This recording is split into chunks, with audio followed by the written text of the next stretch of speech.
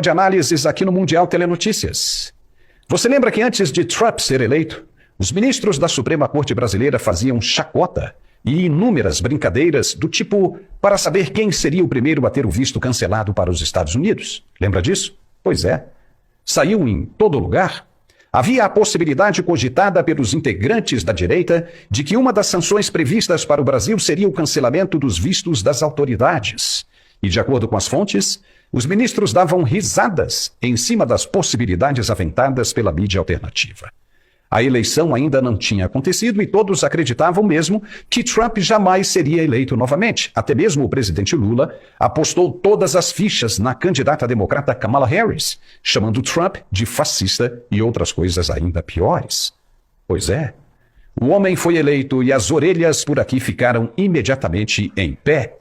Mas mesmo assim, muita gente ainda não acreditava que o pior poderia acontecer. Afinal, o brasileiro tem a arte do jeitinho e seria necessária apenas uma conversinha de pé de ouvido com o novo presidente americano que tudo se resolveria numa boa.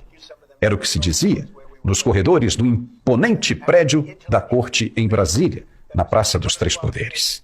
Se acreditava que Trump era o mesmo do primeiro mandato, um estreante deslumbrado com a presidência e que tudo se resolveria, quem sabe, com algo comparado a uma cervejinha em uma mesa de bar e uma picanha na chapa besuntada na farinha. Não é assim que essas autoridades pensam? Afinal de contas, nós somos as autoridades supremas e não a ralé. Bobagem! Doce ilusão para quem não acompanhou a evolução dos tempos. Nem mesmo os mais sagazes auxiliares conseguiram passar a ideia de que os Estados Unidos não são como o Brasil e que os valores por lá são muito maiores e conservadores que os de cá. Mas então veio um outro nome que ninguém imaginava também que pudesse representar algum perigo. Afinal, como disseram na Globo News, que é a empresa entendida por muitos como a estatal privada de comunicação, esse novo nome era apenas mais um playboy deslumbrado com o poder, um garoto mimado, bilionário. Só para você ver como é distante a noção de realidade e respeito que separa os brasileiros dos americanos. O nome era, é e será por muito tempo Elon Musk. O cara em apenas 2 dias colocou o seu sistema de inteligência artificial para trabalhar e trouxe resultados alarmantes para o mundo todo. Foi impressionante. Se descobriu todo o esquema sujo de corrupção e desvio de dinheiro do pagador de impostos americanos. E o mais importante, segundo estão dizendo as próprias fontes americanas, surgiram nomes de autoridades brasileiras envolvidas em esquema de recebimento de dinheiro sujo e interferência em eleições para a derrubada de líderes populares. E tudo leva para o Tribunal Superior Eleitoral Brasileiro e seus comandantes durante e depois das eleições de 2022. Veja que agora não se trata mais de brincadeiras sobre quem irá perder primeiro o visto de entrada nos Estados Unidos. Não. Agora a coisa é muito mais séria. Se trata de saber quem irá perder primeiro a liberdade. Donald Trump e Elon Musk já sabem muito bem do que estão falando, mas querem reunir o máximo de provas possíveis para apresentar primeiro ao povo americano. Depois, eles abrem para o mundo inteiro. Só que, logo nos primeiros anúncios, os nomes aparecerão de qualquer jeito, como já começaram a aparecer. E como eles já sabem, esses nomes aparecem na folha de pagamento do Departamento de Estado do governo americano. Como assim? Com detalhes de dados riquíssimos, como repasse das verbas, valores exatos e locais depositados. Lascou o papai. Se os nomes das autoridades que aparecem ali não são verdadeiros, então não há motivos de preocupação. É ou não é? Mas por enquanto, só essas autoridades sabem se estão mesmo com o rabo preso ou não. Só elas sabem, por enquanto, o que de fato aconteceu. Mas se estiverem com as mãos sujas, devem arrumar as malas o mais rápido possível. Não podem ficar esperando pela guilhotina, que virá com toda certeza. Devem se mandar para qualquer lugar do mundo, como a Sérvia, por exemplo, e depressa. Os indicativos de que é tudo verdade estão cada vez mais fortes, ao ponto de que os auxiliares diplomáticos do Itamaraty já avisaram o ministro Alexandre de Moraes para não pisar mais nos Estados Unidos, porque corre o risco de ser preso a qualquer momento que pisar no país. Entendeu agora a gravidade desse problema? Os diplomatas brasileiros do Itamaraty foram avisados desta possibilidade e a coisa é grave, muito grave.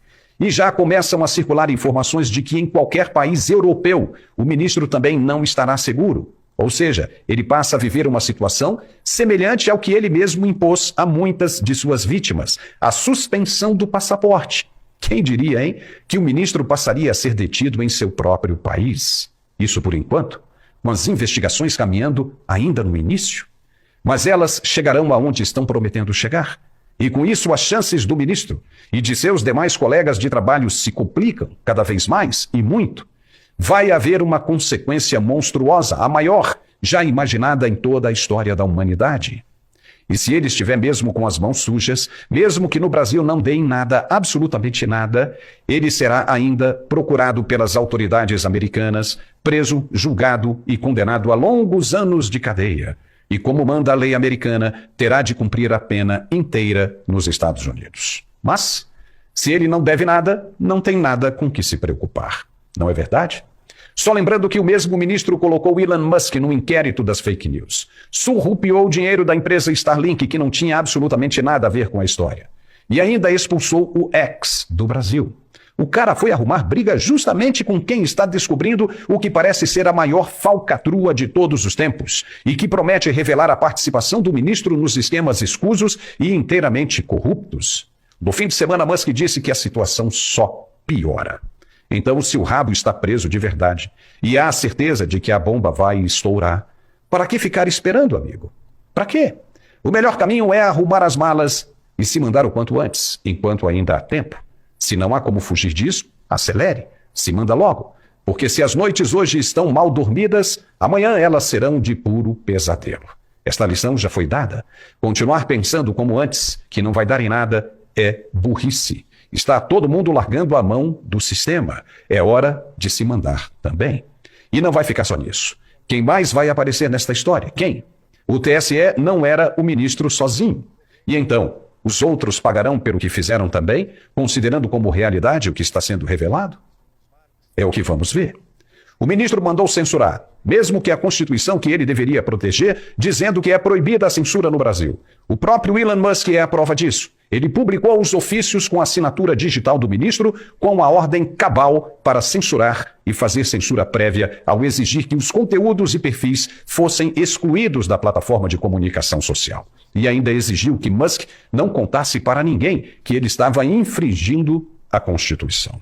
Isso foi amplamente divulgado pelo X e a ministra Carmen Lúcia, tadinha, ainda disse claramente que a censura poderia acontecer até o dia 30 de outubro de 2022. Mas como assim, se a censura, seja ela de que maneira for, é proibida pela Constituição? E mais, o TSE organizou eventos dentro das diretrizes sujas e corruptas da agência USAID, como foi divulgado por Trump e Musk, e ainda foi patrocinado pela mesma agência com dinheiro ilegal do pagador de impostos americanos. Não há como contestar isso, como mostram essas imagens que você está vendo agora. Ou seja, o bicho pegou mesmo e não vai escapar ninguém. A guilhotina vai começar a descer sobre as cabeças. É hora de arrumar as malas e fugir para algum país do leste europeu que aceite dar asilo a essas autoridades. A casa está caindo.